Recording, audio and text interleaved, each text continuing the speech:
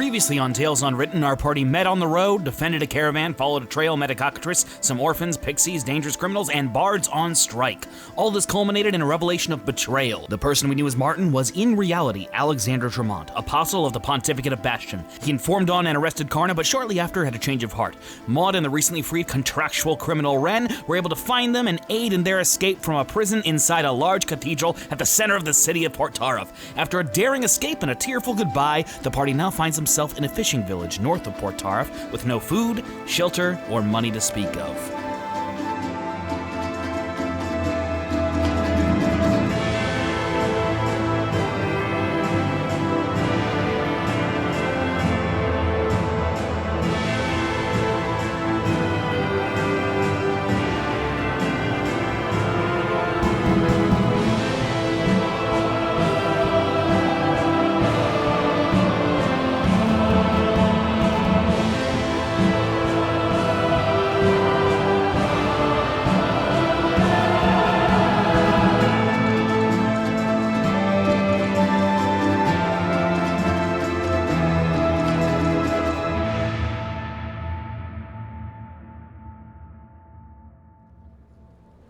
Welcome back to Tales Unwritten. It's the only tabletop RPG show with this specific episode.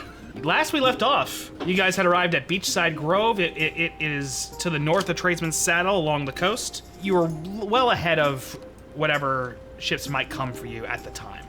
However, you parted ways with Wren, and we're gonna say that happened. That just happened. Wren has left. Wren left and didn't say goodbye?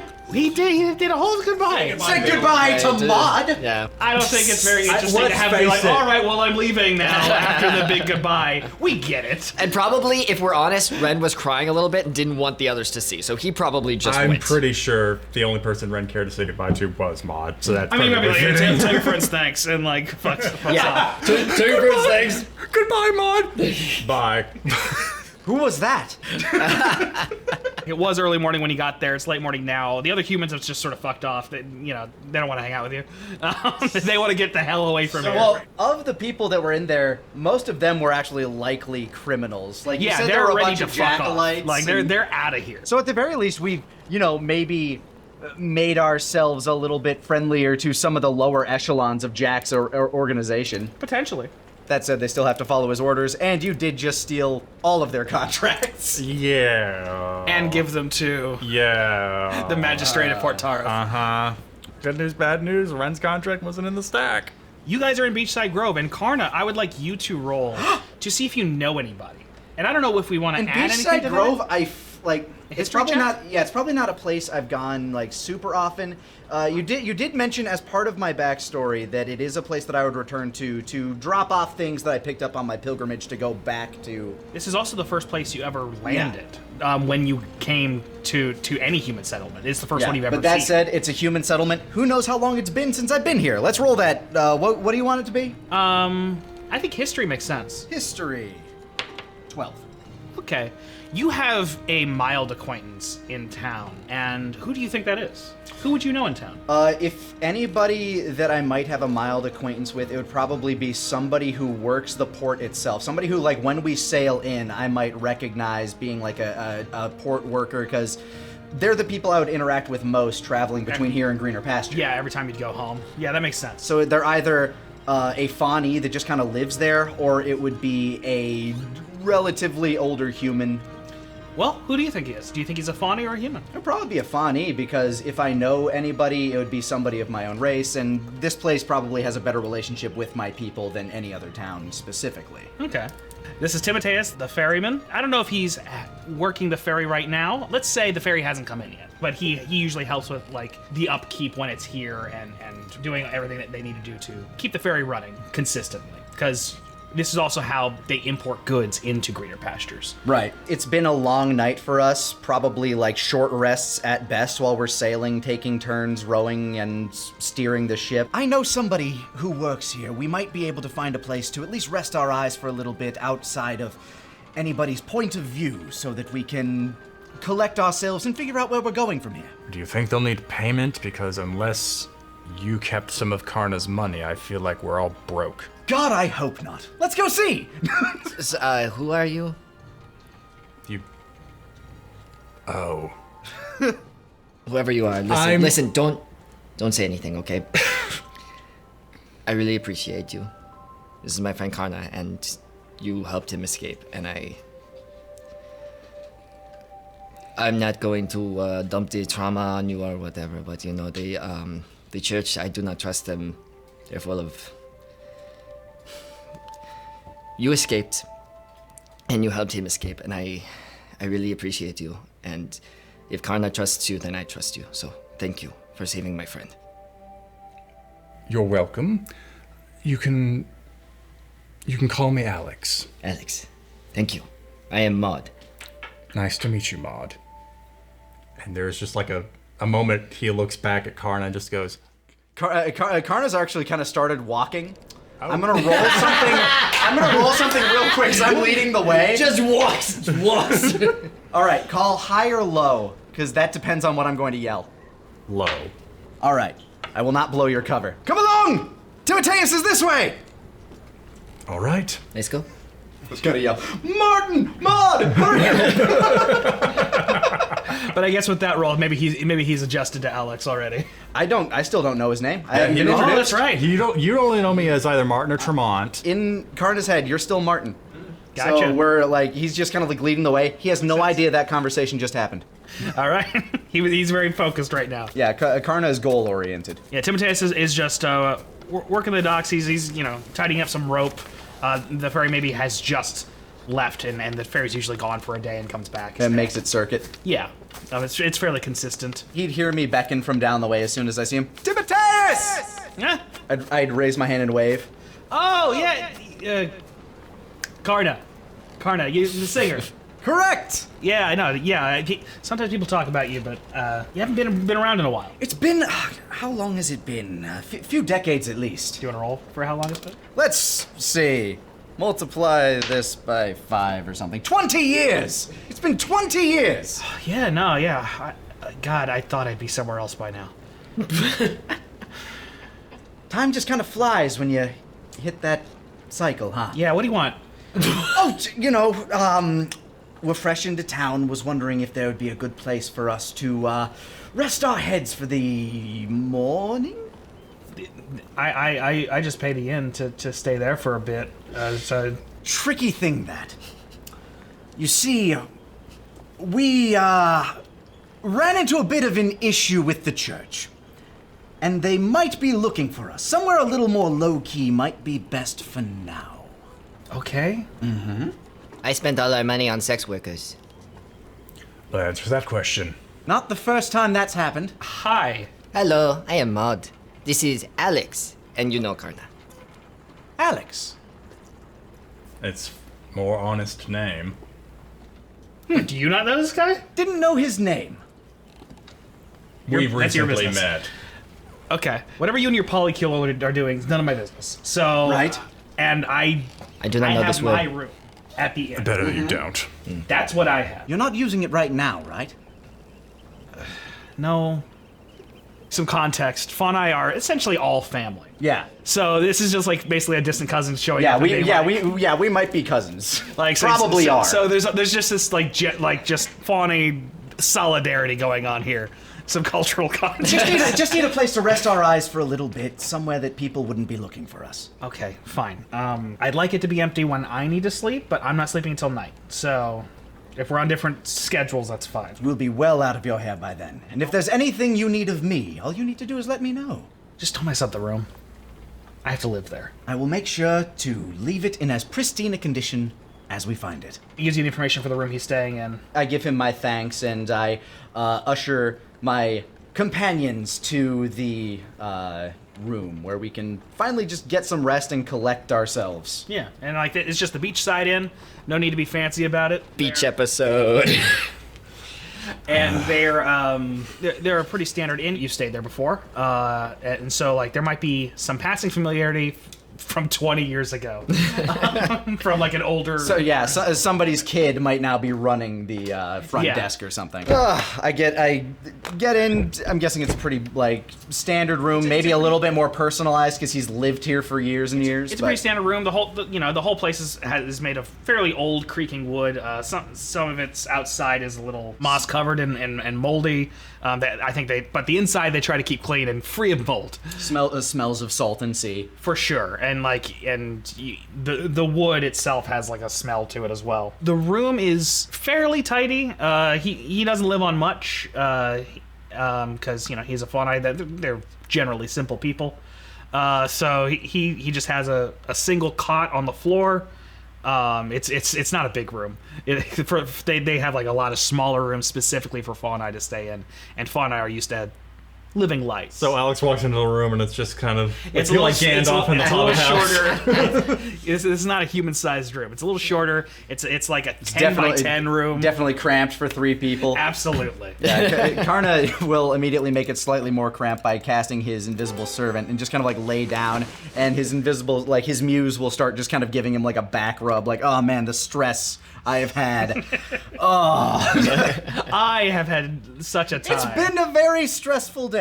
Alex will start taking off his armor, and he's gonna try and take up, even in this tiny space, as little room as possible. So as he kind of takes off his different kind of pads, his chainmail, and his undercoat, that's when you would see his foreign amulet kind of come out from underneath all of that. I'd kind of like creak one eye open and glance at that, then just kind of go back to like resting my head while I get my shoulders. Karna, are you okay? We haven't really had a chance to talk. Oh, yes, just a long, long day.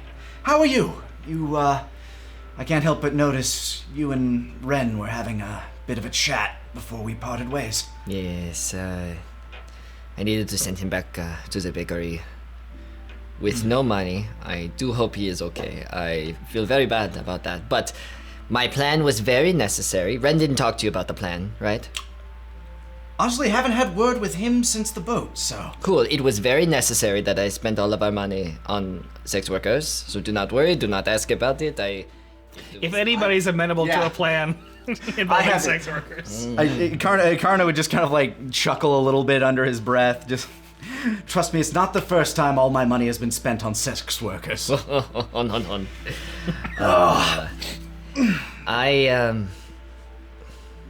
I'm so sorry, and I'm so glad that you're okay. I was very worried. I sit up. Just kind of like dismiss my muse for a moment as it steps to the side. You risked a lot to help me. You risked your very life, both you and Ren. I owe you greatly. You didn't have to stick around. You could have gone anywhere. You had my money. You had everything. I did. I thought about it. And I wouldn't have blamed you. But you came back. You helped me. And you helped many of the other people that were imprisoned in there, rightfully or wrongly. But now they have a second chance, and it's because of you. Oh gosh, I don't know. I don't think Maud's ever received a compliment. I think she genuinely doesn't know what to do, and is like error. Well, I'm going to sleep, and she's gonna curl up in a ball and go to sleep. That's a good plan. It's been a very long evening. What about you, Alex? Well, our fates are somewhat tied at the moment. I would imagine that after catching our breath, we'll need to decide where to go next. We are too close to Port Tarif to rest here for long. Fair enough. Well, I'll get some shut-eye as well, and I let my muse continue with their massage. As I drift off into a long rest. Martin will try... He doesn't expect there to be much more difference, but he'll try one more. You still refer to yourself as Martin in your own head. Interesting. Damn, that's right. Who are you? I'm becoming my disguise. I'm tearing myself apart. You look in the mirror and it talks to you like the Green Goblin. Where are my eyes? Put your eyes away, whore! No, we take it hard. Alex will, for his third time today, whisper just one more prayer to see if the feeling changes at all. Okay. Can you roll real quick, and this is unrelated to that prayer. Can you just roll a quick religion check for me? 17. 17? Okay. What are you thinking about right now as you pray?